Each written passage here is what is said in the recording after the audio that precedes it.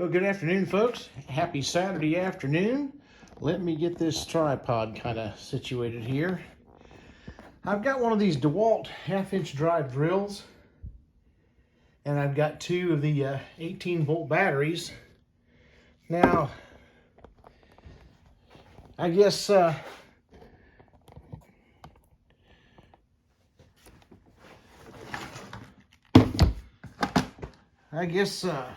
oh, I don't know, for the sake of argument, I don't use this drill a whole lot, but it's gotten to where it won't hold a charge, and I can charge that thing up, and it's good for maybe 5-10 minutes. And these 18-volt replacement batteries are expensive, but I found a solution that I want to share with everyone. And the solution is this. I don't know if you can see it. That's an adapter to go from 18 to 20 volt. And the way it works, you take your battery off, set it aside. All right, now that slides up inside there. And then there's the 20 volt battery.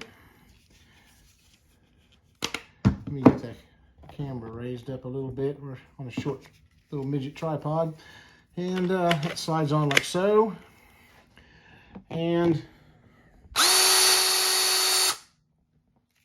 we have a drill again. I've got I don't know, 4 or 5, maybe 6 of these 20 volt batteries, because I use the other drills a lot, and I'm just relieved to know that they made such a thing as that adapter right there. I ordered it from Amazon. It was $39, and that's cheaper than buying the replacement battery. And like I said, I've got, I think 5 of them, maybe 6 of these batteries. I think 5. 3 of them are the bigger size, and then I got 2 that came with the little drill set that I use for most of my